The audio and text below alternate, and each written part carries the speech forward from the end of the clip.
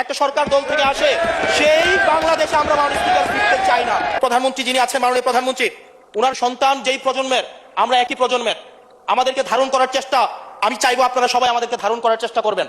বিএনপির নয়, কেবল জামাতের নয়, কেবল এনসিপির নয়, বাংলাদেশের মানুষের স্বার্থ, বাংলাদেশের মানুষের আকাঙ্ক্ষা, বাংলাদেশের মানুষের স্বপ্ন বাস্তবায়ন যেন আমরা করতে পারি। মাননীয় স্পিকার, মাননীয় স্পিকার, এই চেয়ার আমি অনুধাবন করতে পারছি জনগণ বিচ্ছিন্নতা তৈরি করে। এই সংসদে বসে, এসি রুমে বসে, এসি গাড়িতে চলে, মিনিস্ট্রির এসিতে বসে, বাসার মধ্যে 24/7 আনইন্টারাপ্টেড ইলেকট্রিসিটির মধ্যে থেকে জনগণের সমস্যা বোঝা যায় না। এই জন্য এই সংসদে যখন আমরা দাঁড়াই, আমরা জনগণের সমস্যা অনুধাবন করতে পারি না।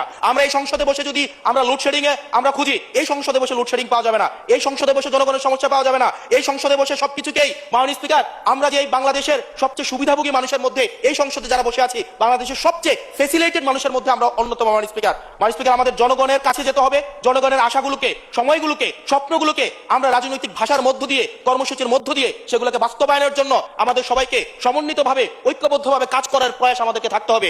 আবার যদি আমরা বিভাজনের রাজনীতিতে যাই, তাহলে সেখান থেকে বিএনপি বেনিফিটেড হবে না, এনসিপি বেনিফিটেড হবে না, জামাত ইসলামী বেনিফিটেড হবে না। সেখান থেকে বেনিফিটেড হবে আমরা জুলাইতে যাদেরকে আমরা পরাজিত করেছি, তারা বেনিফিটেড হবে। মাননীয় স্পিকার, ধন্যবাদ। ওকে, লাস্ট মিনিট। সেজন্য আজকে এই সংসদে আমাদের একটা ন্যাশনাল এগ্রিমেন্টের দিকে যেতে হবে। আমরা পলিসির জায়গায় আমাদের বিরোধিতা থাকবে, পলিসির জায়গায় আমরা ডিসএগ্রিমেন্ট এগ্রিমেন্টের মধ্যে থাকবো, কিন্তু আমাদের একটা রেড লাইন টানা উচিত। এই লাইনটা আমরা ক্রস করবো না।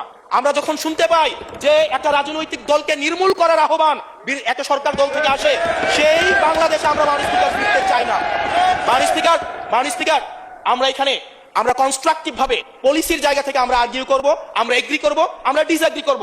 কিন্তু মাননীয় স্পিকার, নির্মূলের রাজনীতি, বিনাশের রাজনীতি, দমনের রাজনীতি, পীড়নের রাজনীতি যদি আমরা বাংলাদেশে আবার পরিচয় করাই, ইন্ট্রোডিউস করাই, সেইখান থেকে এই সংসদের কেউ বেনিফিটেড হবে না। বেনিফিটেড হবে আমাদের সবচেয়ে বেশি যারা আমাদের এই বাংলাদেশটাকে ঝুঁকির দিকে ঠেলে দিয়েছে, সেই অপশক্তি হচ্ছে মাননীয় স্পিকার বেনিফিটেড হবে। সেজন্য আমরা ঐক্যবদ্ধভাবে